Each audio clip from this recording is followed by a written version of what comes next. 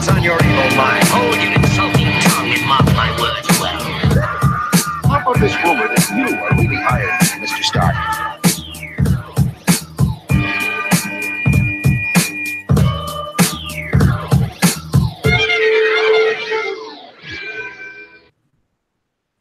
Hello, and welcome to another exciting episode of the KLIQ Nation's Comic Book Chronicles.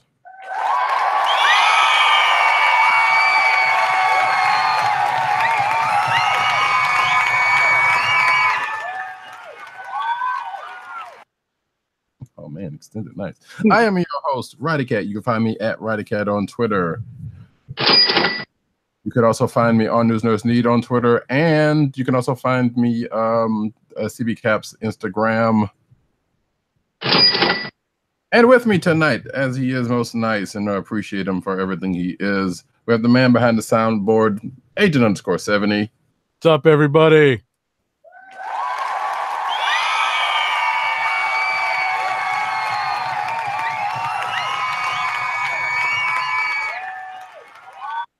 Shocked he didn't give himself his own intro this week. But you can find him at Agent_70 on Twitter and Instagram,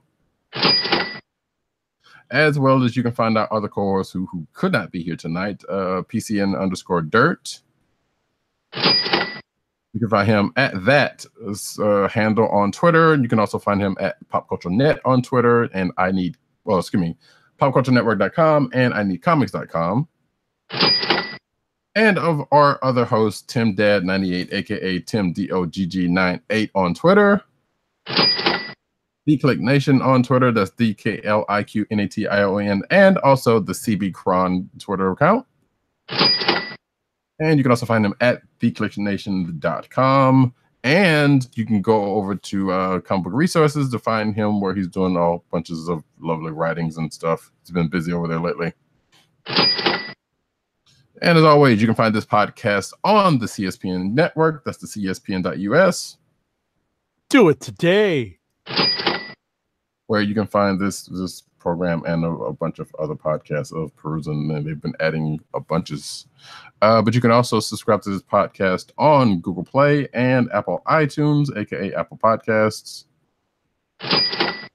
And of course, you can go to the Closed Slither Podcast Network's SoundCloud page and subscribe to that, where you can find this and all the other podcasts. But not least, you can go to shop.cspn.us and get some merch from this here program and other programs on CSPN. You can help us keep this train up floating. Trains don't float, but you know what I'm saying. Absolutely. All right. So tonight, as we do most nights, we are going to start off with the comic books of the week. And I think it was pretty much a no-brainer as the one we were going to start with. And that is the elephant in the room, Heroes in Crisis #1. Heroes in Crisis. Yes, because as a potential title for this show, Another Day, Another Crisis. Mm-hmm. So this one actually, let's start with the premise. Yes. So this one is, matter of fact, you go ahead and do that. Okay. So the premise of this book is that something is happening out in the middle of nowhere, where unbeknownst to all of DC Comics fandom and readership, something existed. Something that's meant to cater to the well-being of heroes and villains alike. Yes. The mental health of said hero. Mostly, I would say mostly heroes. That's why I said, okay. I was going to say, that's why I kept it as well-being, because I think it's more than just the mental, but I think that's the majority of it. Yes. Because given where it is, which at first I was thinking, wait, given where this is, this looks like a familiar place background in Superman's life, which could be somewhere near there. We don't know, but once this started looking around, I'm like, okay, maybe this is not where I thought it was, or maybe it is, and they just haven't said, because obviously they haven't said where it is, and it would make sense that it would be here. because that would be in the middle of nowhere. Right. But yeah, this is. At first, I was thinking, okay, well, this is Arkham for superheroes. Or in Nebraska. That's where it is. Okay, so not that far off, but sure. Because wait, where's Smallville supposed to be? Kansas. Okay, that's what I thought. So yeah, like I said, not that far off. Actually, I'm kind of surprised they didn't put it in the Dakotas because I can't imagine anything being there. No. Shout out to anybody from the Dakotas because I don't know. You never hear about anything from there, and that's what worries me. Anyhow, but yeah, so this place is supposed to be for that, and it has robotic guards that using Krypton technology, but also apparently, as they said, the wills of Superman, Batman, and Wonder Woman, or the wills and compassions and all that of Superman, Batman, the Trinity. You know them, you love them, but. With such things happen, there's a problem, and apparently somebody found out about this place and started killing a bunch of heroes who were there. Spoiler alert. Including a couple of actual so when they first started going through that part, so I guess we should go back to the beginning because we really start off with the meeting of two heroes, well, a hero and an anti-hero, aka sometimes villain. Mm-hmm. In the names of Booster Gold and Harley Quinn, who meet at this diner.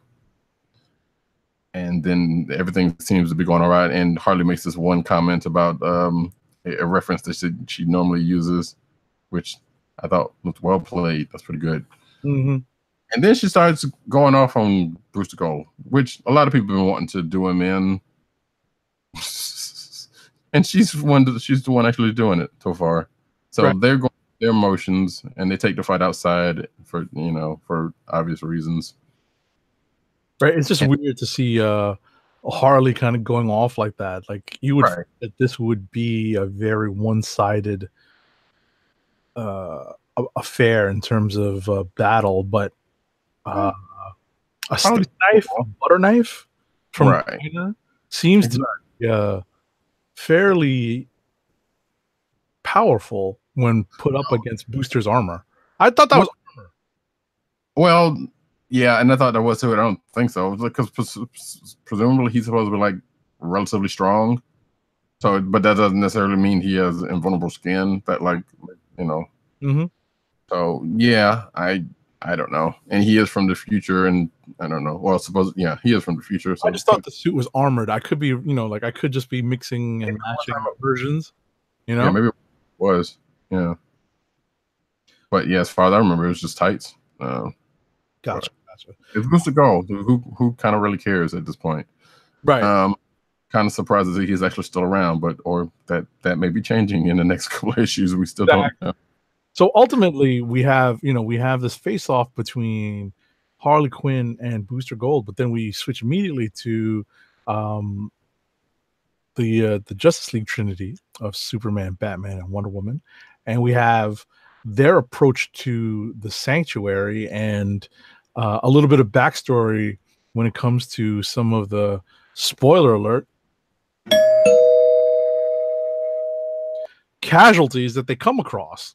So, including. So here's the thing about this one, because I was like, okay, all of these people so far, because like I said, I have my expectations of who's going to buy it, and if you read that DC Nation #4, which I was going to pull up a thing of that on the cover, which I think was kind of a swerve, or it could be, I don't know, because it said something. Basically, the cover was like, in 21 days, one of these 4 people will die. What it didn't neglect, even in reading in there, was that there's going to be a whole bunch of other deaths. Right.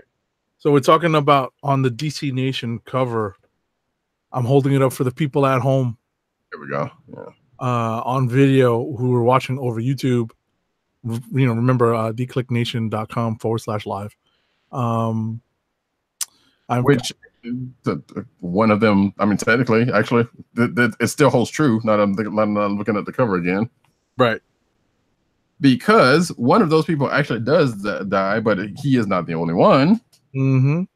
As a matter of fact, as our friend Matt Wang has said on Twitter, this is a sad day for the Titans. Which my personal thing was like, I did not expect him. Now, okay, I'm gonna go ahead and say it. Spoiler alert, folks. Hold on. So the two more major deaths that we found out in this issue are Wally West, the Flash, and that's OG Wally West, and Arsenal. Mm-hmm. Roy Harper, yes. So my thought was, wait, I didn't think they would kill Roy because actually no, I take that back. I did think they would probably kill Roy because I don't think he's died. Mm-hmm. Or if he has died, but he's putting himself in enough danger to die, and with his drug problems and all that kind of good mess. Right. But Wally has died before. So I was thinking, well, they wouldn't kill him because he's already, matter of fact, he just relatively recently came back. Right. Given rebirth and whatnot. But apparently, or at least as we know now, yeah, they are both gone. Right. So that's what it appears to be. Yes, exactly. So and that's why I say that like that, because it's like, well, it sounds like it has been confirmed for it may or may not have been confirmed that they are actually gone. Mm-hmm. However, like I said, we still don't know because it's the first issue and anything can happen at this point. Nevertheless, the other heroes that get found, I don't know anything about those people, or I guess there was a villain in there. I'm not even sure if that person again, I don't know who any of those other 4 people who were. So I'm like, okay, if this is all this going to be, then this is nothing. Like, okay, let's get to and then that's when we find out that that Wally and Arsenal are dead. Mm-hmm. I'm curious if we get to find out. I'm pretty sure that's probably going to happen. Is we get to find out how they died, because the mystery still still kind of goes on with the fact is who did it. And at the end of this issue, there's a mention being said that it could be one of the 2 people that we talked about that started fighting prior to finding all this out. Because you think it goes one way, and apparently this person's like, no, it wasn't me. It was you. Dun, dun, dun. Yep.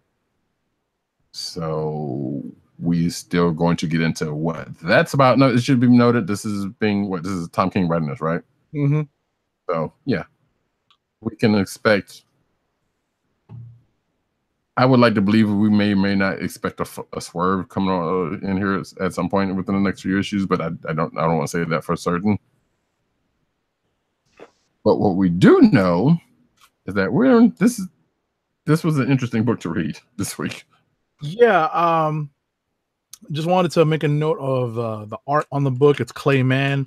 It's probably some of the more detailed work that he's done. I think he benefits from an embellisher, and aka an inker that's really heavy on the ink, and colorists that are doing a lot of depth, or who are adding a lot of depth to the colors. So some heavy lifting as it were.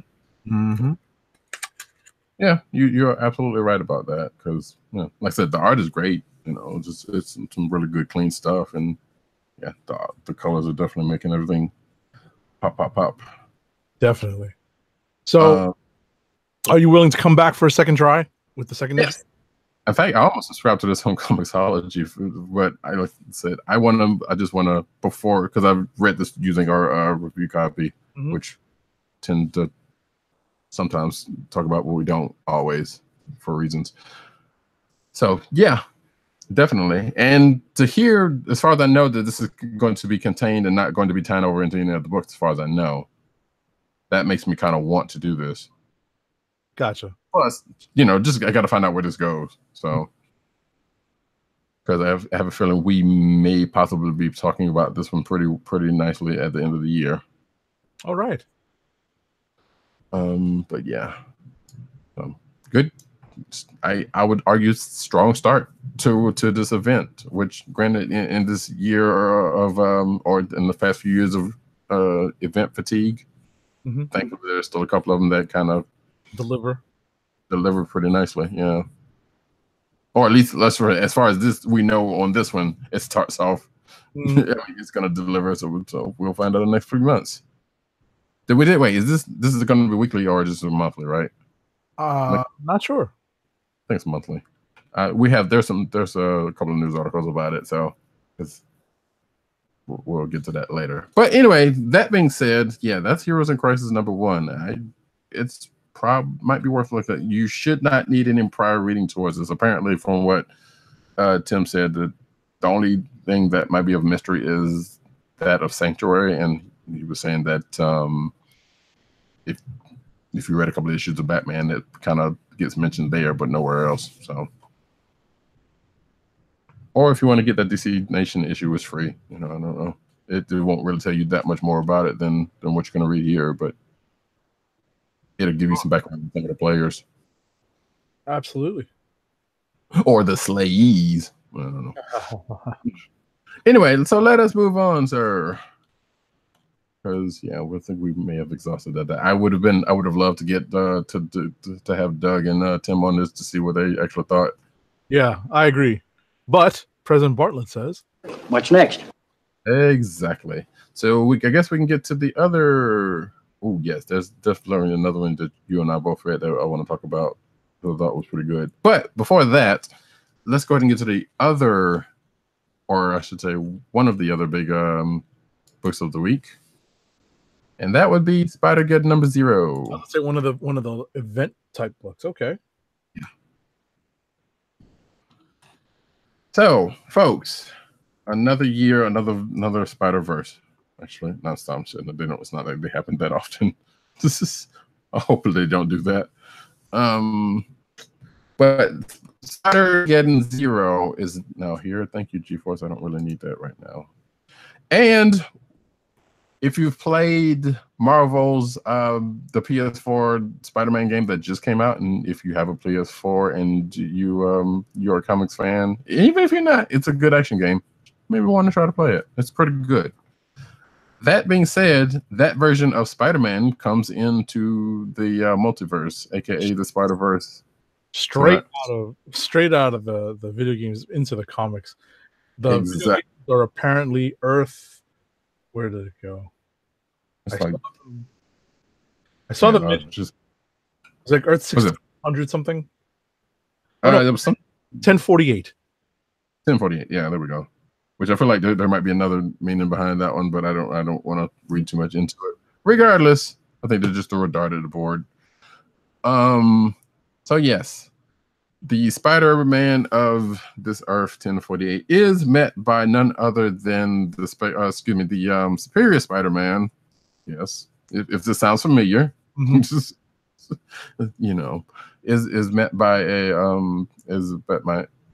Otto Octavius, which. And if you did not know, this world has an Otto Octavius. However, let's put it this way: at the beginning of the game, he has not met with what we would classically know Otto Octavius to be. And apparently, somewhere during the story, which I haven't gotten to yet, something happens to where something happens to this Otto Octavius. That doesn't really play that much part of this, but they do end up talking about it because they were talking about each other's different Earths, basically. So Octavius is Superior Spider-Man is from 616, and he's here to collect this Spider-Man because of a coming Spider-Geddon. Which, by the way, spoiler alert, this Earth's Spider-Man names Spider-Geddon. Which that's not that much of a spoiler, but it is. I guess it is if you plan on reading it. Say again. Spoil it again. This Earth's, aka 1048's Earth, pins the name Spider-Geddon. Oh, that's right. Yes, which we thought would have already had been done by now by somebody, but apparently it had not at the time this came about. So go figure. But we end up seeing this version of the world's tarantula, which I'm fairly certain did not show up in the game, and so this is very new to that universe anyway. If they plan on doing anything else in that said universe, like another game, which sounds like they might, possibly, could be. I don't know. I was about to say, I thought this version of the tarantula was pretty funny. I haven't grown up with the pointy toed version for such a long time. I know, right? This is actually more of a if you cross Superior Spider-Man with this Earth's Spider-Man, you would get Tarantula. But you have to know what this Earth's Spider-Man is like, which realistically he's kind of like the other ones, but he's got a little bit more tech on the side. Sure. Including some tech similar to Superior Spider-Man. So, but as he says in here, not that, not as good. Because basically this version of Peter is, if you did not know, well, up until a certain part of the game worked for Otto Octavius, but that got taken away because of thanks to the mayor who was Norman Osborn. That kind of got taken from under them, but I believe it sounds like Doc Ock may or may not have kept going with his experiments, and something bad happens along the lines of what would classically happen.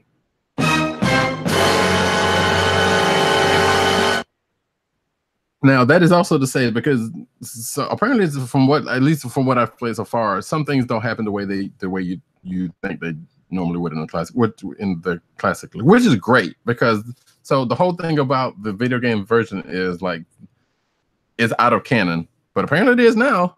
It's in canon now, and that would allow them to do stories that are that just a standalone story in with this whatever universe. And they could just play around with it, which is why we have Norman Osborn as the mayor, Spidey and Dr. Octavius working together, Peter and MJ kind of on the outs, but getting back together during the course of the story, that kind of thing. So, and some of that kind of plays into the story, because like I said, this seems to be taking place after the events of the video game. That should also be worth noting. Okay. Again, good game. Check it out if you have the means to. But yeah, so back to the story though. Like I said, the main thing is basically Ock and this version of Pete meeting. And if you're wondering, Miles Morales is in this universe, and at the end of the game, I believe he does end up getting his powers. But he is not suited up, because I think they're maybe saving that for something else. Because which is why they in the course of this story, it gets brought up that it was like, wait, hey, he has powers, he should come along and help, and Pete's like, nope, he's not ready yet. So that's what justifies that. All right. Overall, Spider-Man #0 was pretty good, especially if you've played the video game. Yeah, I was going to say I think I'm shortchanging myself by not having played that game yet, so I could very easily understand where the writing was going and how they were going to have this particular version of Spider-Man at least call an uneasy truce with Another World's Doc Ock as they're making their way through the subway train that I guess at some point they had all ridden on. So let's see.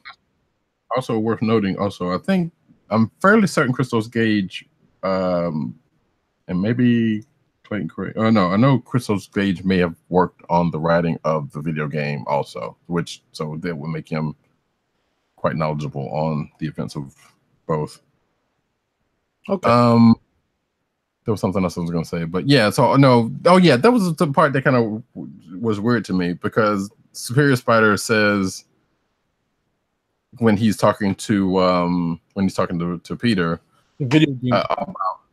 So what? The video game Peter. Yes, video game Peter. It's the way to keep them differentiated. Yeah, kinda. Yeah, because that's gonna be a whole mess getting into this whole event. But yeah, so they were talking to each other about each basically their counterparts in the other world, and Octavius wanted to see what happened to this version, the video game version of Octavius, which Peter showed him, and he made a mention of basically something like because there was the whole I'm trying to get my thoughts together. Sorry, of Peter saying that, well, of course, this version of Superior Spider-Man would be what Doc Ock would be if things hadn't happened the way they were. And Doc was like, and Superior Spider-Man was like, basically saying like, yeah, I wouldn't, or something like that. Shouldn't have. Yeah, I'm looking for things that that wouldn't happen to me like that. So, but at the same time, like, well, this is Doc Ock, so it has happened to him to a point. So I would have to look it up. I'm not going to do it because they took too much time. Regardless, it was like he was basically making it like he never had something like this happen to him, which he kind of did because that's how he became Doc Ock in the first place, before his redemption arc or whatever you want to call it. So I don't know. It was just weird that if you get to read, then you'll see what I'm talking about. So now we can go ahead and move on to something else. I was going to say, let me just wrap the Spider Corner of the Marvel U. Oh, go for it. I just get a bunch of these all in at once. There is the Edge of Spider-Verse. Kind of a spider rapid fire. Ah, I need to pull down the sound for pew pew pew or pew, pew, like something that sounds like web shooting. So Edge of Spider-Verse #4, just to wrap the other comic that's out this week that related to this event. It details a reality where Norman Osborn, and this is actually pretty spoilerific. Norman Osborn has gained multiple arms and the powers of Spider. Peter Parker may have met a tragic ending, and Harry Osborn takes up the mantle of a goblin against his father. And it's all very, very interesting and very entertaining. So I give Edge of Spider-Verse #4 a lot of credit.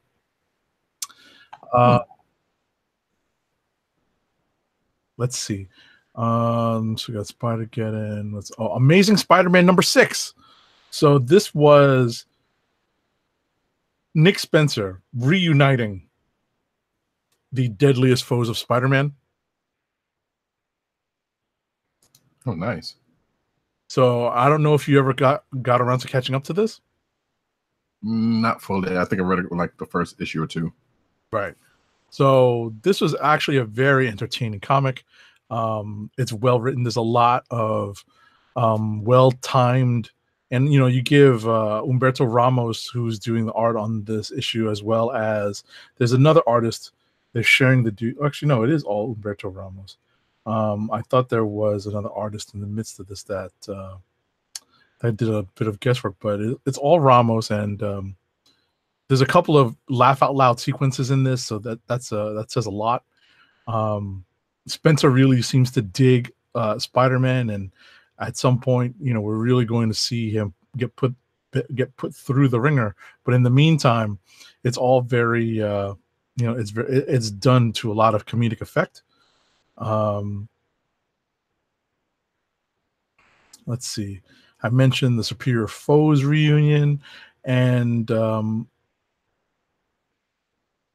ultimately, we have, it's a somewhat of a cliffhanger issue where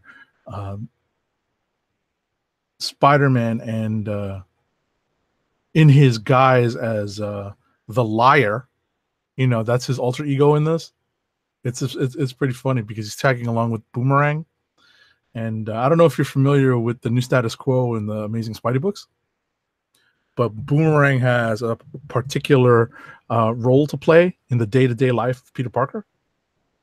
I do know about that part. Okay. So yeah, no surprise there, right? No surprise there then that Boomerang is playing a pretty big role in this.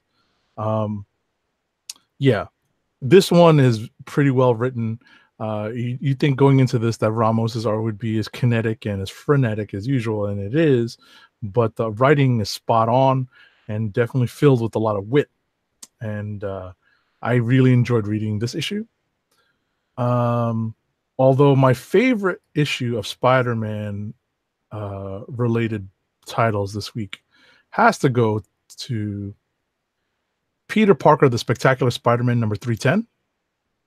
And this is Chip Zdarsky's last issue on the Spectacular Spider-Man book. And he actually does both script and art. And it's well done.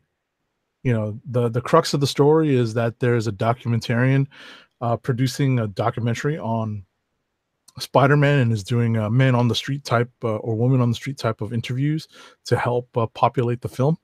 And we're told some various points of view and a pretty sad story involving Spidey and one of the folks who decides to give the briefest of interviews to the documentary filmmakers. So that's pretty much it. It was a pretty emotional issues, pretty effective. It gets you back to the root of what Spider-Man is. It's definitely a potential Click of the Week candidate for me, as was Amazing Spider-Man #6. So that wraps up our Spider-Man corner of the Comic Book Chronicles this week. Some would say the Spider-Verse. Ah! Yeah.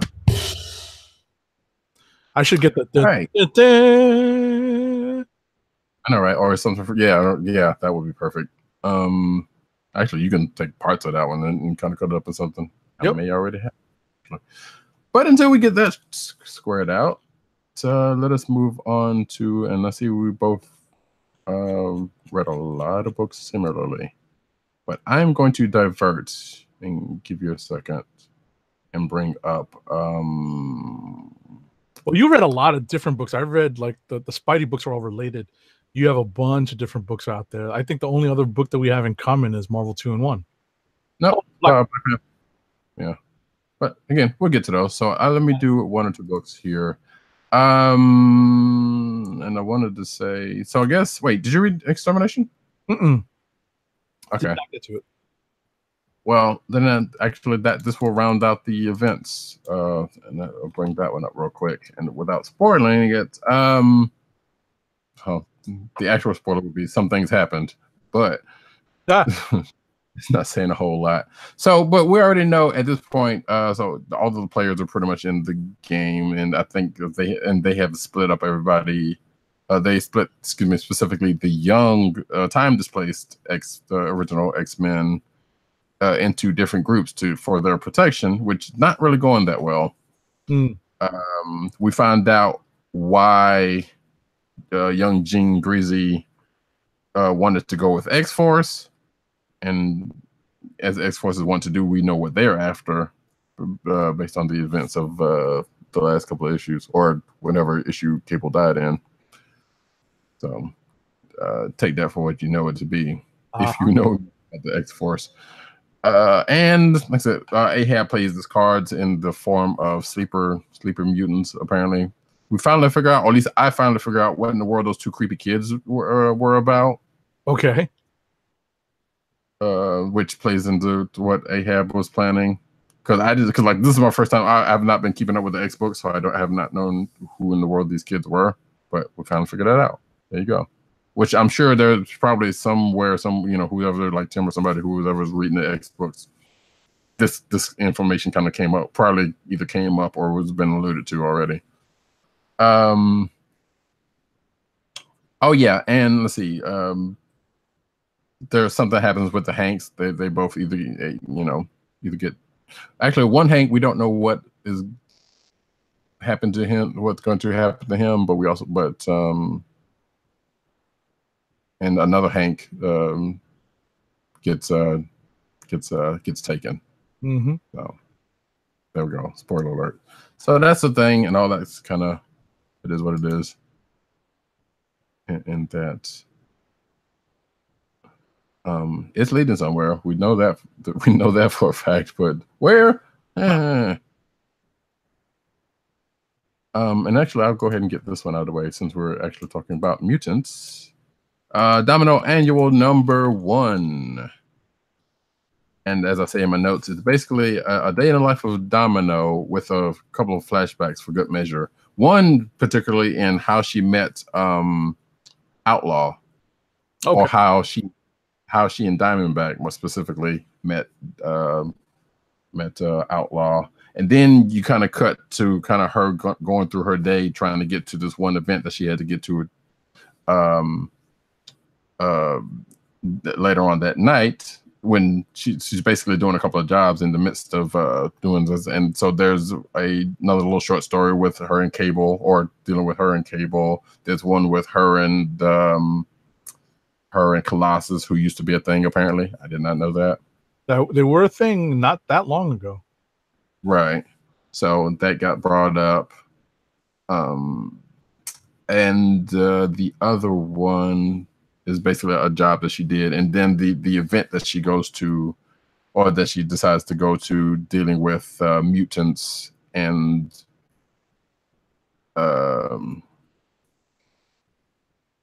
it's basically a support group. Let's put it that way. That she and Nightcrawler started. You mean a sanctuary? Oh no. No. Doesn't go that. But just a support group that has a meeting that's interesting. So, but yeah, that was a pretty good annual. Part of it kind of messed with me for a second because you weren't really sure where this takes place, and you kind of find out it takes place after the last arc finished, or this past arc that just finished. Because she says something here that's like, well, wait, about not being able to control her powers, but she kind of got to that point during the course of this arc. So, I don't know. That part didn't make any sense, but the part in the long stream of things, it's probably nothing. But yeah, check it out. That Domino book is actually pretty decent. I've been enjoying it so far. Okay. Anything related? Anything what? X related? I do not have anything else X related. All right. Yeah, it looks like you've got a bunch of books that you maybe want to get to, and then I'll cover the last two that I have in common with you actually in rapid fire. Mm-hmm. Well, and actually a few of these books can go rapid fire and that. So unless you want to go ahead and spin it up now. I'll spin it up. Here it comes.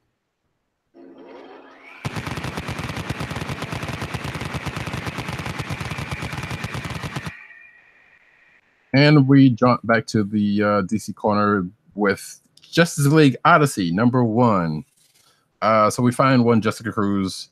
Again, I think this one may not benefit from knowing what's been going on in the other books, because we already know that they've kind of broken off into teams and this and that and the other. And we knew this book was coming, but some of this would need some prior reading, or may not need some prior reading. I am not sure. Regardless, we find one Jessica Cruz in near the near the neutral zone, as I want to call it, where apparently a bunch of systems or galaxies that were previously hidden. Where the Klingons, the Kree, the Skrulls, and no, I'm kidding. Right. Hey, I'll get to another book that does have some Klingons, but not right now. So some galaxies or systems that were previously hidden or shrunk or something popped up, I guess, after the source wall or something. I'm not really sure. And so they got cordoned off by the Guardians not of the galaxy, but from the Green Lanterns fame for some odd reason, because there's some things in there that they don't want people to be running into, which leads them to have a Lantern on guard, and that's why Jessica Cruz is out there, who apparently volunteered for it, and she's kind of guarding the line to keep people from going through to get into that area. Enter Cyborgs, Starfire, and one Azrael in a Brainiac ship for some reason, who break through the line, and Jessica Cruz chases them out before figuring out who they find up on the road. They end up on this planet, and they run up upon the kid of a bad guy who has died. If you're reading the rest of the Justice League books, I would imagine this person pops up. So you kind of already know who it is, even with what I'm saying.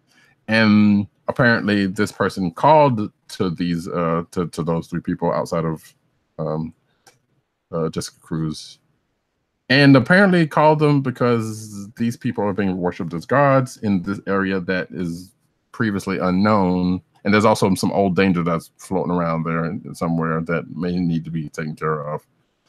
So that's pretty much the gist of that. Like, Cyborg's kind of like, well, you know what? We're the Justice League. We go out into space and we screw stuff up, but we never fix it. So that was part of his reason for coming out here and, with Starfire. And they were kind of saying they were hearing voices, which, again, at the end of the issue, we found out whose voice that was they were hearing for various reasons.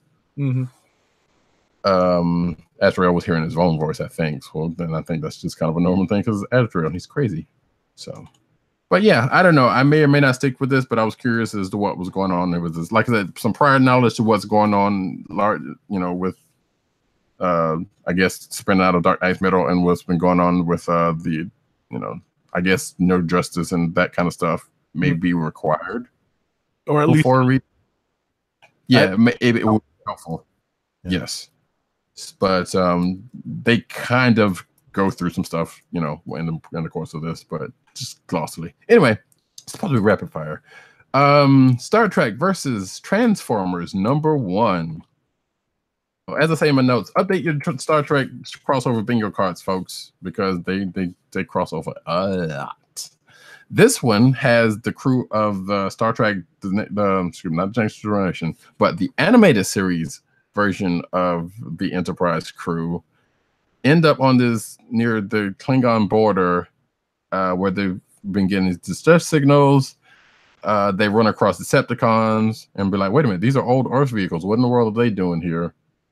And then they run across Optimus Prime, who shows up, and Kirk shoots first because he shoots Optimus Prime, in his truck form, because he was like, "What in the world is this? There's no one driving. Oh my God, what's going on here?" Mind you, they're in the 22nd century. I don't know. Regardless, that happens. So yeah, so the crew of the Enterprise meets some Autobots and some Decepticons. And in fact, run across more Autobots at the end of the issue. Okay. So it's interesting, this one. Like there's a bunch of these crossovers, and the novelty of them could wear thin after a while. This one starting off amusingly enough, because again, this is probably maybe the first time. Actually, it may not be the first time. I don't know. They've done so many of these crossovers that the TAS crew gets a book. Alrighty. You've got 2 more before we get to the 2 books we have left in common. Yep. Wait, did you not read Marvel 2-in-1? I did. Okay, never mind. I'm counting Black Panther and Marvel 2-in-1. Right. So, Titans #26. The Titans fall into a trap by the blood clot. Blood clot. Blood clot. Stop the blood. Oh man, there's this video I gotta send you. You may have already seen it, but anyway, that's all. We're gonna bust out an Amon skit here. Okay, moving on. So the Titans fall into a trap because the blood cults have been gathering source energy, and they killed a bunch of people, and they've been using that said energy to do their dirty work. The Titans run across this, and they deal with it with the help of Ben Rubel, I don't know, who has been bumping heads with Steel during the course of this whole issue, because the smartest gotta fight between each other, whatever. And of course, in true Young Justice fashion, during the course of this mission, Miss Marvel's quote unquote secret comes out, but nobody sees it. Nobody sees it except for Ben Rubel, who says he's going to keep her secret. Or at least the one secret that, if you've watched Young Justice, she had. But she also holding another secret from the team that no one knows about yet. But imagine that's going to come out at some point. We don't know, even if it's going to be a thing. But that's that. Oh, and Donna Troy's drinking again. So yeah, go figure. Hey. Yeah. Man-Eaters #1. Oh, here she comes. All right. Should have had that on deck. I should have. I didn't even think of it. That's fine. I did. So I guess you didn't get the chance to read this. No. Yeah. This is the new book from Chelsea Kane, writer of Mockingbird, which should have been a writer of Vision. We got news on that front later on. But this is her new book from Image. And actually, I had covers. I don't know why I didn't do covers, but whatever, doesn't matter. So, in this world, the possible cause for a crazy cat lady turns girls and women into giant murdering cats. Okay. Let that sink in. There has been a task force, or at least in the years prior to the start of the story, to deal with that.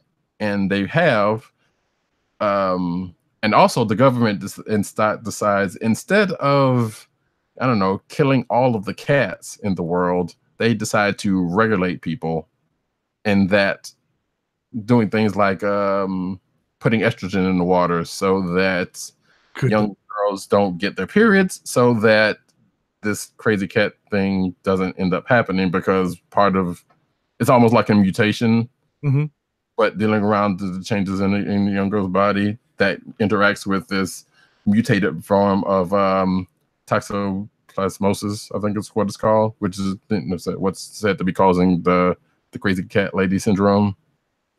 So that two mixes together and mutates into and makes young girls and women turn into murderous cats. They dealt with that, but it still kind of happens every now and then. They don't have it. It's not as big of a problem as it used to be, because like the government has been regulating things and doing whatever. Alrighty. So that is what we find out during the course of this book. For some strange reason, a Weem Away, that song, the song I'm talking about, that they play that in a panel, and I'm not sure what that brought up, but except for the fact that it brought up a song. Mostly we see this from the view of this young girl who has a dad who's a cop who works with. Okay, you have to listen to this. The Strategic Cat Apprehension Team. Okay. Let the letters of that just kind of run over you for a minute. So, which is the team that handles all of the cat murdering causes. I guess they're like the SWAT team for cats, basically. So, but like I said, they've because of the fact that this stuff doesn't happen as much, they don't have the biggest team they used to, but they still get heavily funded because they still keep folks in and the police have to work with them when they come through. For any sightings. Okay. I was about to say, we kind of strayed from the idea of rapid fire.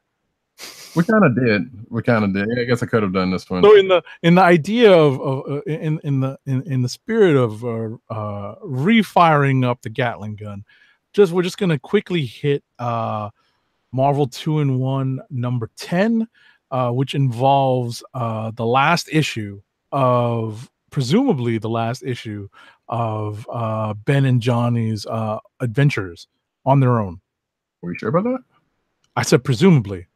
Sure. Because there may be parts of the next issue that tie into what happens in the most recent issue of Fantastic Four, where everything sort of ties together. Which brings a point to my thing. What I said in my notes. I'm like, an explanation here kind of makes FF number 2 makes not that much sense. Although it's still, I can see where it still sounds in line, but like, something here doesn't make sense. Right. Just to deal with that, the next issue is supposed to be a team up between Reed and Ben Grimm. So presumably at some point they're going to address Fantastic Four reunited and how the travels of Ben and Johnny kind of conclude. So we'll leave that for the next issue. And our final issue of the week is Black Panther number 4. Roddy Cat and I are reading this dutifully. I would say dutifully on my end, because I'm having some trouble sticking with this, because it's been rather difficult to see where Coates is going with the story. Just to recap very quickly, we are in space with the what is it, the Galactic Empire of Wakanda. I was about to say the Galactic Empire of Wakanda. So think of star systems taken over by Wakandans, and there's a space map and everything. So an entire star system. So we're dealing with what may or may not be a future reality, what may or may not be an alternate reality, what may or may not be a dream sequence. So we're trying to get to that point where we understand what's going on. And I know for a fact that there are definitely some Black Panther readers who are struggling with this. It's obviously anecdotal evidence based on my own interviews with some people in the local comic shop who are picking it up as well. So, but I know that there are definitely some people who are not terribly enthusiastic about this. They'd like to see this story arc get wrapped, or at least see where the point is. So that's really the criticism that I've gotten from the regular readers, the casual readers. I didn't really ask them how carefully they followed the character before, but I think this particular arc is suffering from, it seems a little, I don't want to say it's grandiose, because I kind of like the idea that they're in space and they're this big spacefaring nation. But at the same time, I kind of need to know where the story's going sooner rather than later, because we are 4 issues in, and hopefully it's a 6-issue arc, which means the next issue will reveal a lot. So here's my take on that. And yeah, I have seen some of the criticism on this, and I'm thinking like this: it's probably just best to read the story as is and not worry about, because yeah, as you said, this arc should be coming to a clean close, and we'll find out what's what. But if we're sitting here thinking about it as, okay, well, clearly this is going to tie back to what was previously done, and may or may not do that, and that's going to be disappointing to some people. So if you like the fact that, hey, the Wakanda in space and there's a story wrapped around it that's using characters that you do or know, but that may or may not tie back into this, it's probably best left to read it like that, as opposed to thinking it's going to tie back into what's already happened. Right, which is difficult for a lot of people who are kind of new to the comics game and are coming onto it as fans of the Black Panther character in the movie. So it's a little difficult, I think, from their perspective to figure out how this fits into the grand scheme. Right, especially if they're just coming from the last version of the last volume of Black Right, Panther. which definitely played much more familiar notes when it comes to in comparison to the movie. And this particular storyline, actually, I had admittedly had a storyline that I was thinking about writing that would have potentially gone this route, but. And not saying that I ever pitched it, because that's whatever. And I'm not saying that it was stolen or anything, but because it's definitely not. But it just to play off of a point that I think has been brought up in previous versions of Black Panther and maybe the Avengers, actually. Now that I think about it. But whether it ties back into that, we don't know. So that's why I'm saying it might be just best to read this as the Star Wars of Wakanda, just as it is playing itself out to be, until we figure if there's going to be something else. Right. I'm of the mind it's the dream sequence, but you never really know with these things. Yep. Alrighty, so I guess we're coming up on clicks of the week. Yep. And we already have 2 from our esteemed colleagues, and that would be Tim's, which is Spider-Geddon number 0. I don't blame him on that one. That one's pretty good. Pretty good, and I believe he has been playing the game, so I would imagine that kind of informed part of his decision, even though he didn't say anything about it. But I don't know. Like I said, regardless of whether you've played the game or not, it is still a pretty decent book, a pretty decent issue. But as you said earlier, Agent 70, it would probably it'd probably give you a little bit more if you did play the game, I guess. Sure. And to a certain extent, it spoiled my own experience of playing the game. Yeah, not really. But yeah, I mean, but I would imagine by the time you get to playing the game, you might not even think about it until you get to that point, or get to whatever point that it brings up. And I thought about that myself, because like I said, there's a couple of points that did get brought up that I haven't gotten to yet, because I haven't finished playing the game. So it is what it is. And I don't think I'm going to really spoil it too much, because like I said, there's more to the game going on to the game than just that point. So that said, Dirt's is Doomsday Clock number 7, and he says, finally felt like the story was getting somewhere and the art was phenomenal. I think Dr. Manhattan is manipulating the universe to see if he can crack Superman, and I can't wait for them to finally meet. Nice. So cool. So now I guess that just leaves us. Right. And I really did like Spider-Geddon number 0. I actually liked Edge of Spider-Geddon number 4 a lot too, but I'm going to go with my sentimental pick because I really enjoyed it. That is Peter Parker, the Spectacular Spider-Man, number 310. This is the final issue on this book for Chip Zdarsky. I may or may not keep this. I'm really kind of up in the air. I know that there's Spider-Geddon tie-ins in the next few issues, but in the interest of maybe trimming my pull list a little bit, I may be dropping this. But yeah, this is a nice send-off. And for myself, I don't know. I'm slightly kind of wanting to go with Heroes in Crisis, even though there's some things that's not, not really clear about it.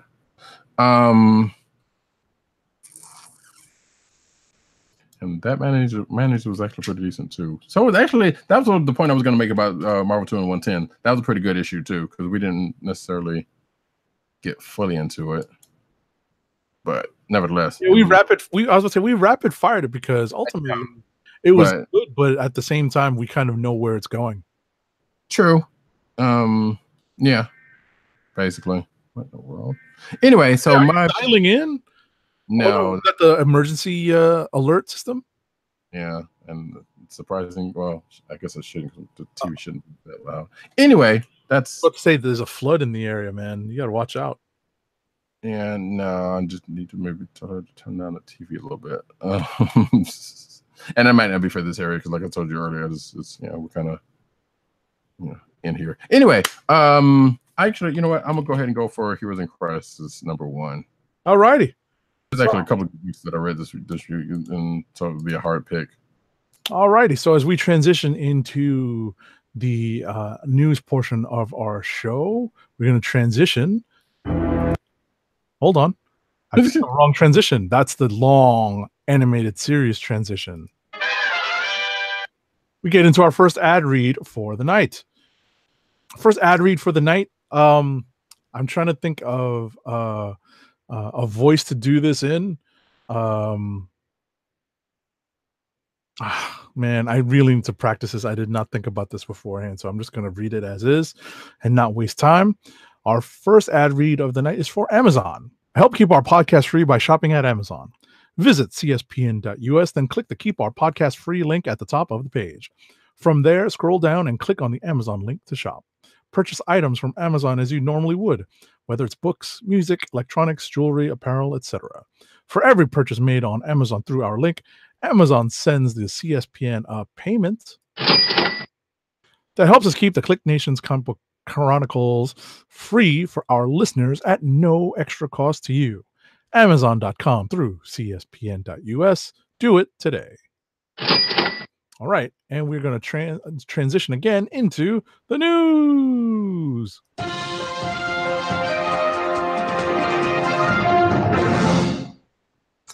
And we start off with Birds of Prey, Gugu Mbatha Raw, Mary Elizabeth Winstead. Actually, I'm going to take these next two, by the way.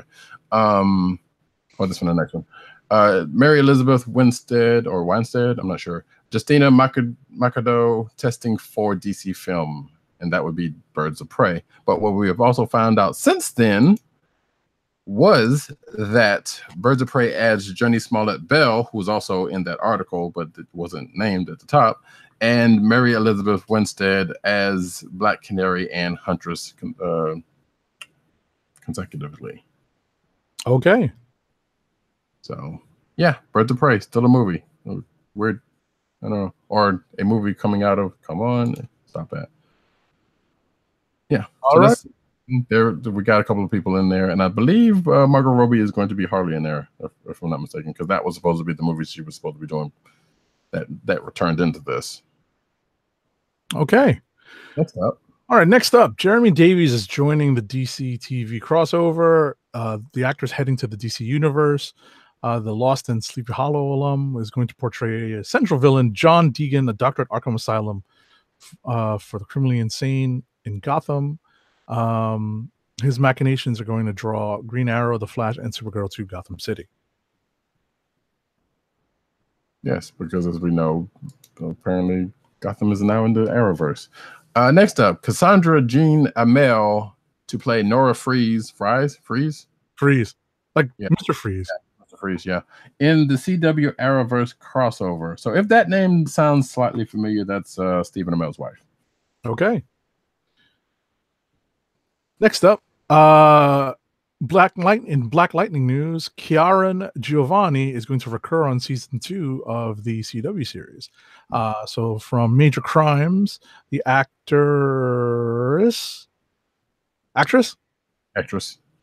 Kieran Giovanni. I'm looking at the picture now. I'm like, thank God. Is set for a recurring role on the upcoming second season of Black Lightning. She's going to play Cutter, a smart, proud, tough, and beautiful woman more than able to best a man in combat, a mercenary trained by British intelligence.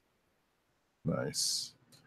And going back to which I thought I had this in order, but apparently I don't. This year's CW DC superhero crossover is cleverly titled Elseworlds, including... What's so clever about titling it Elseworlds?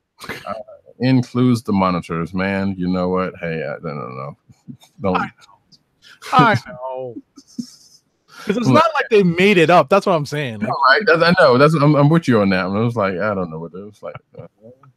Again, that is clever in the writer's view. I would assume, right. Or whoever the title of this article. It's like, ooh, we're gonna put Elseworlds in the title. All right, whatever. Like, I wonder what this is. Well, this is what this is about. So. Elseworlds.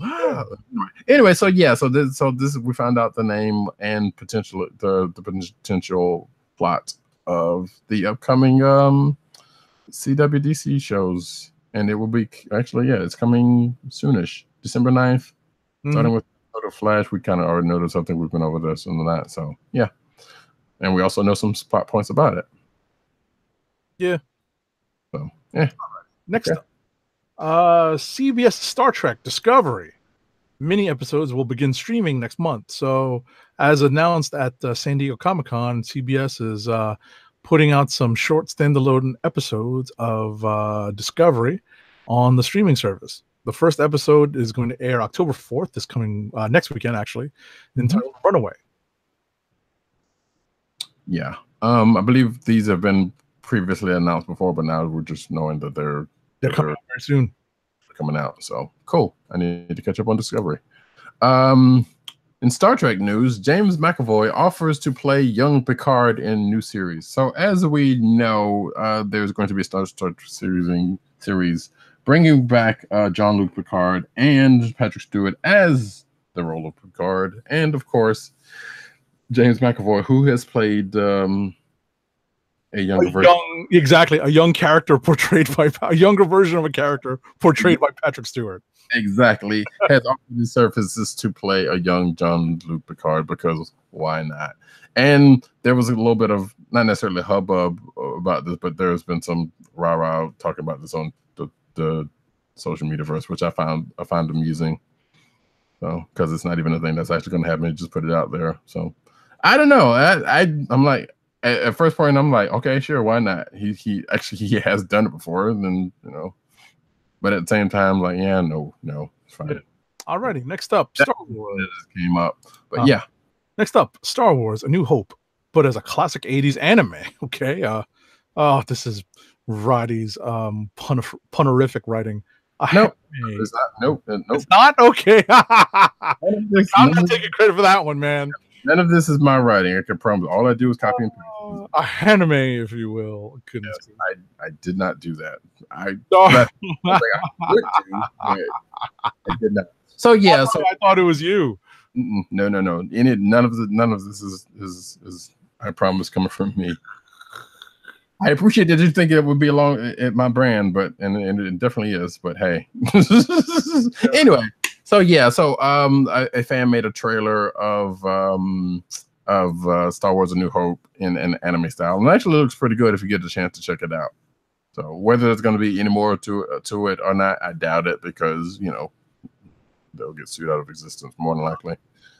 But it's a thing, and that new Resistance show is going to have a anime type style, but that's not this. But it's cool. Next up, Daredevil Season 3 release dates confirmed with new teaser. Which is actually, I think it's going to be October 19th. Thank you. Friday, October 19th is when this is coming. I might be finished with the rest of the other shows by the time this happens. Gotcha. I think they're going to do sneak previews at a sneak preview at New York Comic Con, but It's a So wide release is going to be a few weeks later. yeah, and newly they'll probably just like do the first sneak preview of the first show, or do the first show at New York, and yeah, let it ride. So I don't think we've seen that said, but nevertheless, that's No, I thought they announced that as part of the programming, but I could. like I said, I haven't seen anything on it, but that's something that they've done before. So Yeah, and something I might have actually read as part of the programming. right. All right, next up, fans ask for a Heroes for Hire or Daughters of the Dragon series daily, according to Jeff Loeb. You definitely see that on Twitter every now and then, depending on who you follow. But yeah, so apparently, yeah, Jeff Loeb was asked about that again, and he told Entertainment Weekly that, like he just says, daily. It might be hourly if I had a Twitter account that I had to look at, because he was asked how often he gets asked for that said program, which is one that we want because we have two kick-ass versions of Colleen and Misty Knight, respectively, and it should happen. So there's no word on that's actually going to happen, but just sure. Next up, straight out of the Late Late Show with James Corden. First X-Men Dark Phoenix trailer has arisen. Haha, get it? Like the Phoenix, yeah. Yeah, it's true enough. Good. So hold on. That's me, by the way. I was queuing it up. I was just like waiting for you to not, to just kind of take a pause. But it's funny. I actually happened to watch the Late Late Show last night without knowing that it was going to premiere. And I kept thinking, wait, this actress looks so familiar, not knowing that Sophie Turner is indeed Sansa Stark. Right. I've just, obviously for real life reasons, just been a little discombobulated, not being able to put 2 and 2 together to make 4, forget, 4 and anything more than that.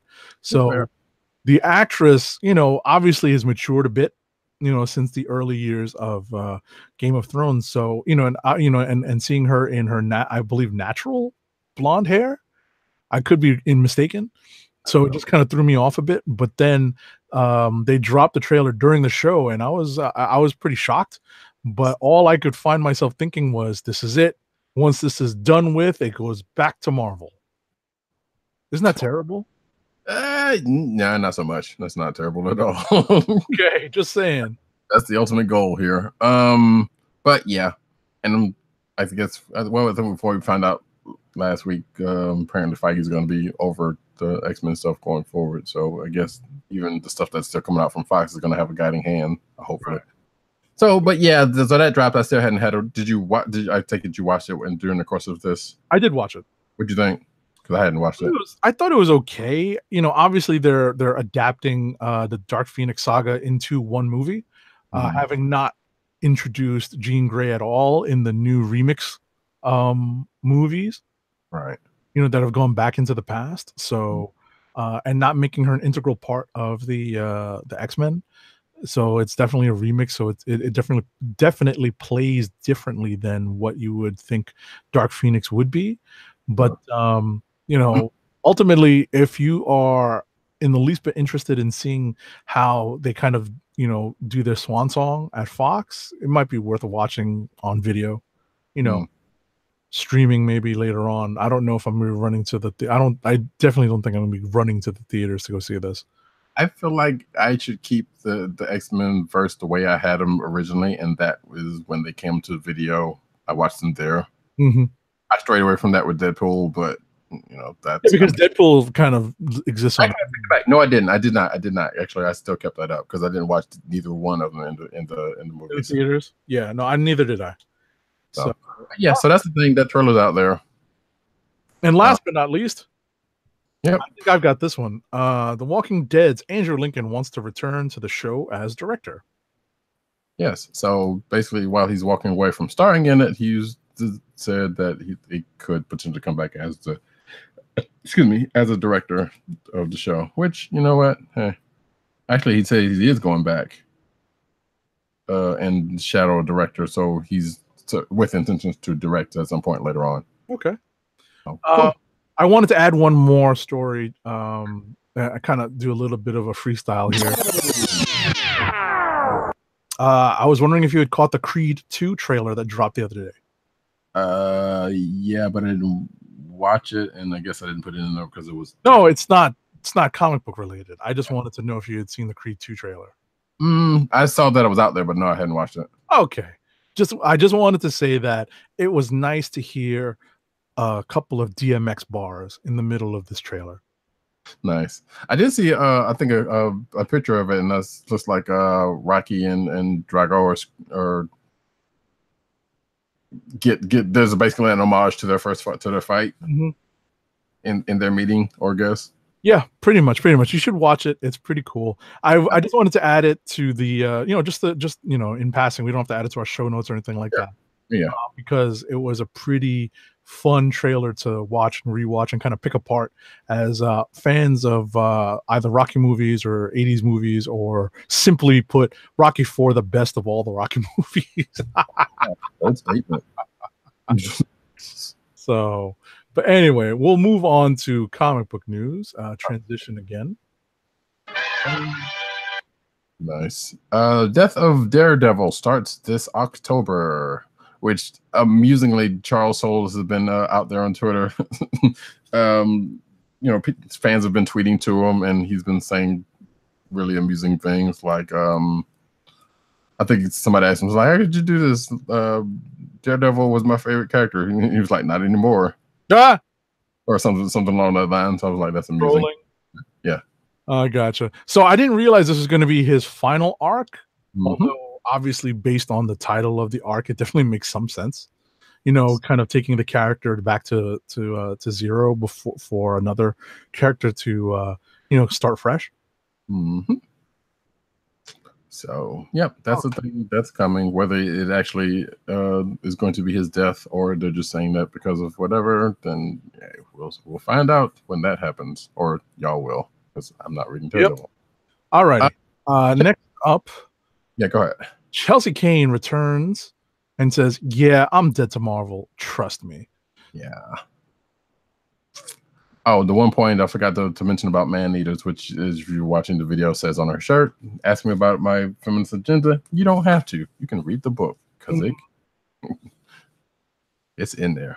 But yeah, so sadly, as we talked about last week, the Vision book that she was supposed to be writing has been killed before it came out.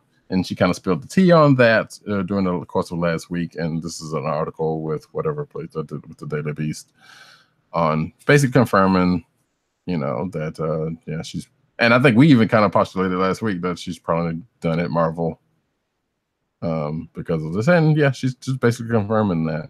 It's a pretty good article. You should check it out. Just go to Daily Beast and Google Chelsea Kane. So anyway, next up, you got that. But it's definitely a good article. Multiple Man just completely screwed up Marvel's timeline. So this is from last week's Multiple Man, and didn't necessarily talk about it because I hadn't read it at the time, and I think the only person who had read it on our panel was not on here. Some things happened, and basically, Jamie Maddox screwed up everything, and there's a potential clone of his that went back in time. Basically, it wrapped. So if you did not know, there's some things happened in the course of this issue, and ends up slightly wrapping back around to the first episode, the first issue of the book, but changing things. Not for the better. So we'll see how that goes off next, and may possibly have a new villain in the process. I think there was another article said that from a week or two ago. So yeah, some things got screwed up, and the timeline's already screwed up. So I can't imagine what else could possibly be screwed up with the timeline, with this already messed up.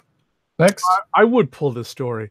So the sexy MODOK, aka Brodok's backstory, teases the return of a missing or multiple missing Marvel heroes. Yeah, so at the end of during the course of which I did talk about, but I didn't get through a whole lot of it. So there's some things that came out in the course of the story, including some potential Easter eggs, I guess, for upcoming stuff into Brodok's backstory. And at the end of the issue, we get giant-sized Tigra with a bunch of other people coming ashore, including said dragon, which also may play into the part of the backstory according to this article, and that other image that I just showed previously.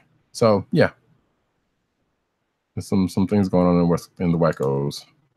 All right.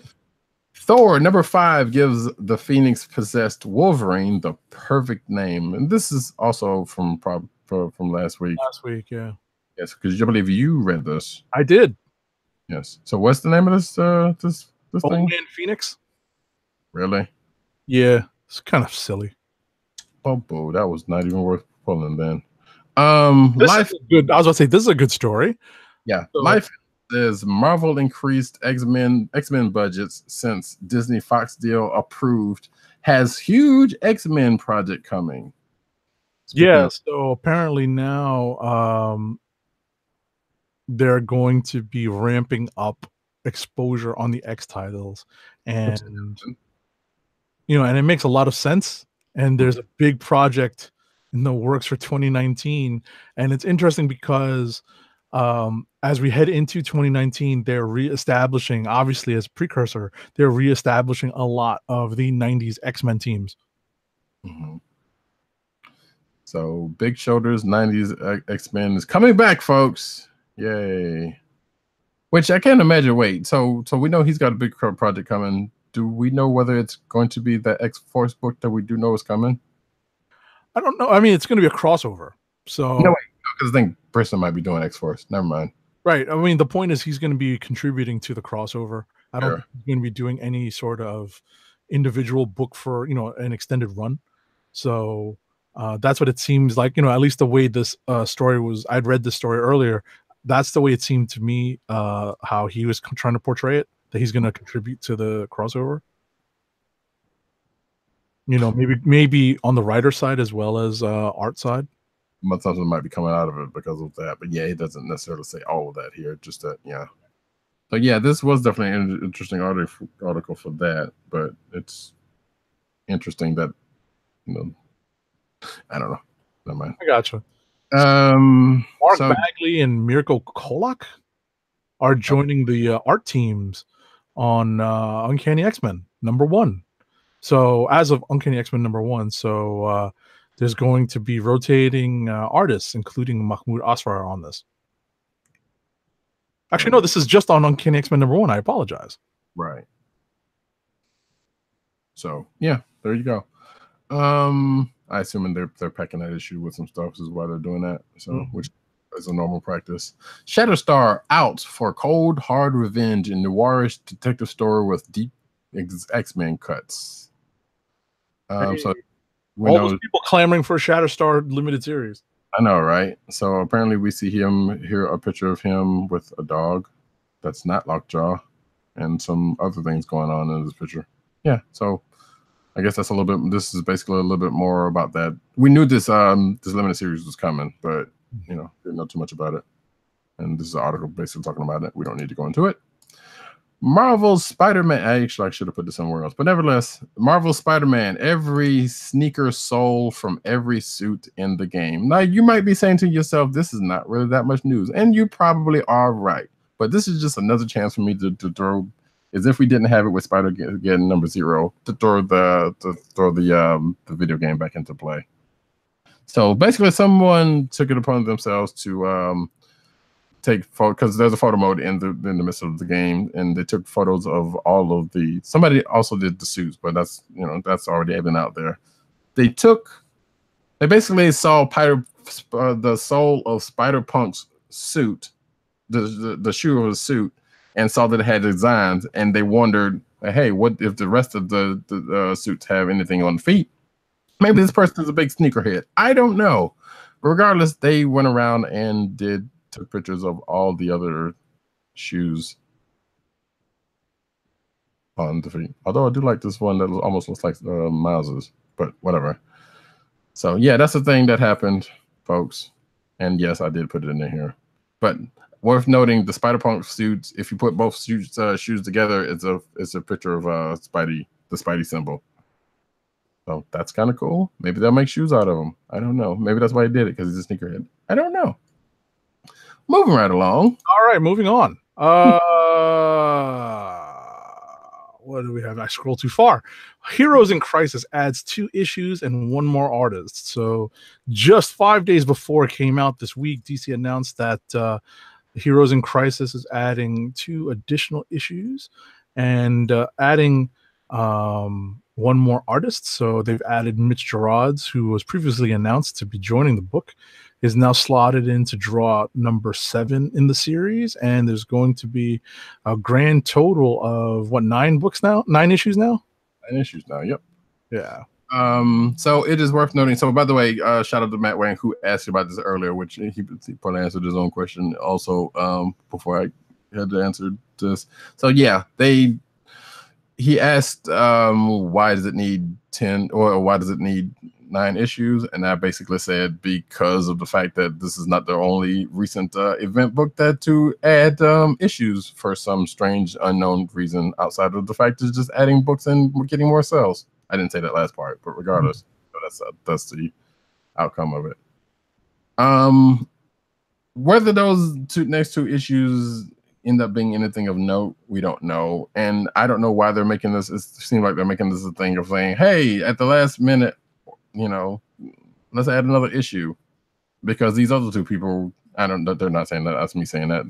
These other 2 people did it with their events. Why can't I? No. That's what I feel like. Again, I have no knowledge of that being said, or it could be even more something devious. Is like, well, maybe they had already planned it for 9 issues, but they just said that in first so they can make an article to say that, hey, we're adding 2 more issues for some unknown reason. Which that seems to be going a little bit far with it. That's pretty lame. Yeah, basically. We don't know, and they never ever actually say as to why they're doing it. They just say that they're doing it, and we know they're getting sales off of it, so that's clearly enough. Anyway, there's also that being said in this article that DC announced that there will be no issue of the event in December, so they're skipping a month. Okay. Intentionally. Next up, as we find out that there's usually something wrong. So that was basically the bingo card of this one. There's either adding books, one. There's either some artist, there's either some artist or writer thing that makes the book skip a month, or which this one still saw that's still young for that one, And I think there's one more other thing that I was going to mention, but whatever. It's the 3 things that usually end up happening recently with event books. And 2 of the things have already happened. Mm-hmm. Next up, Sean Gordon Murphy teases his next DC project with you can. No, it's fine. Oh wait, hold on. It's fine. Superhero who dies in Heroes in Crisis #1. Yeah, which we kind of talked about the main ones, and we didn't really talk about the others. But we didn't know who they were. And what did Wang say about this? He did say something about it. You will need to read those old DC comics to figure out who died. Yeah. I'm like, nope, that's quite all right. That's why we have DC Universe. Actually, that's not why we have DC Universe, because none of that's in there. Regardless, now you can go for it. All righty. Sean Gordon Murphy teases his next DC project with new artwork. Yes, and this is a character we've talked about previously, actually, on the book that I talked about, and that would be Azrael. So Azrael's getting a book from Sean Gordon Murphy next year. I don't think there was any word of whether it's going to be a limited series or an ongoing, but regardless, it's happening. Mm-hmm. Oh wait, hold on a second. Oh yeah, never mind. Let's talk about something we already knew about it from him. In some sad news, folks, Norm Breyfogle passes away at 58. Way too young. Yes, indeed. So I am not familiar. I have seen some of his works before, but not knowledgeable in the. You will recognize his work from 80s Batman. Yes, that's the bulk of what is. His influence is still being felt. We'll put it this way. It's completely recognizable. He definitely had a rather unique style. I would say that he is influencing artists today, especially ones who have a bit of a more stylistic a thrust to their work. Yes. I believe I read somewhere, I could be wrong, could be misinformed, that at some point he had recently funded some medical bills through GoFundMe or some other crowdfunding source. Mm. And it's a shame that our freelance comic creators have to resort to such things to pay for their, or anyone in this country has to resort to such things to pay for medical bills. Yeah, especially when you have a job that people are paying for you in jobs like this. But again, freelancers and all around the place, and Right. it's sad that that's just happening.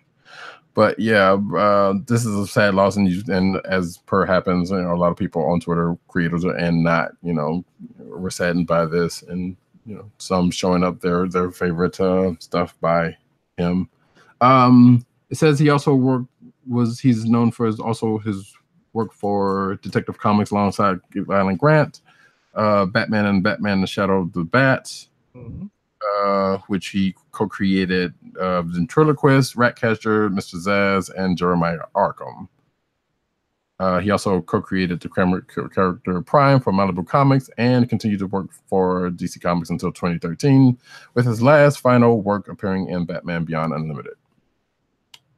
So, definitely sad news.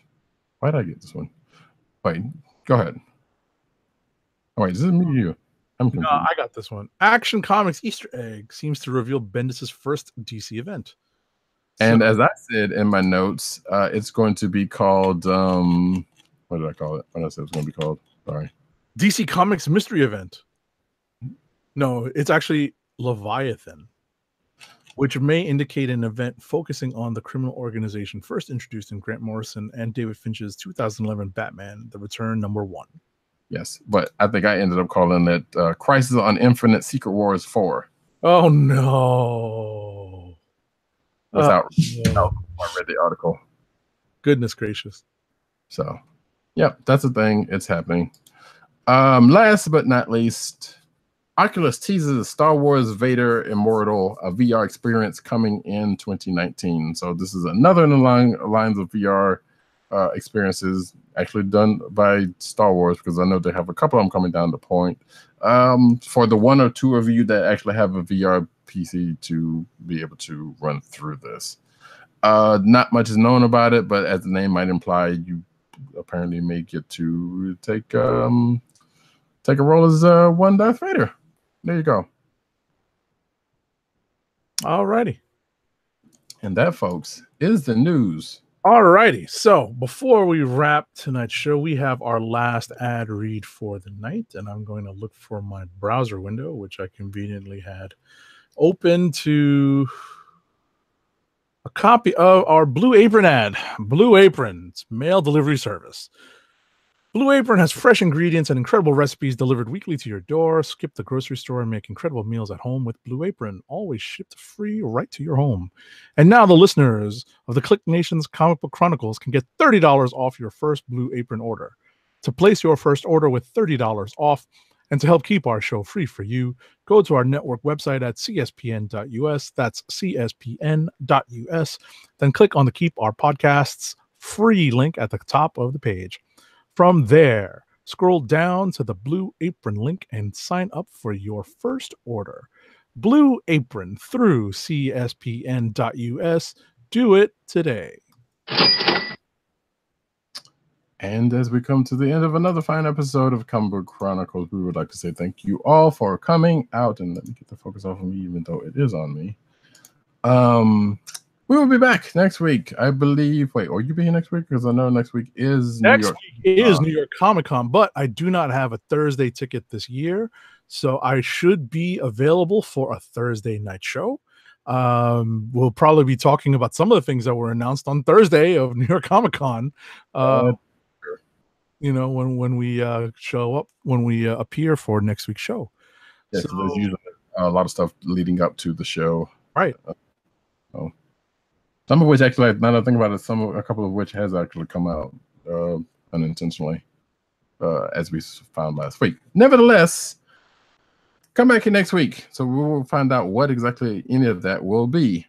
You can find us, as you always tend to do, at the CSPN.us, the Coastal Little Podcast Network, and you can go to Google Play, iTunes. Go check us out. Subscribe to this podcast there. You know, you find us where you can get us. Get us where you can find us. Not sure if we're on Spotify. Go to shop.cspn.us so you can get some merchandise from this show and other shows on the network. And as always, you can find all of our individuals' selves at the following. You can find me at RowdyCat on Twitter, and you can also find me at News Nerds Need on Twitter and CB Caps on Instagram. You can find one Agent 70 on Instagram and Twitter under Agent_70. PSN_dirt on Twitter and also Pop PCN. As I said, You said PSN.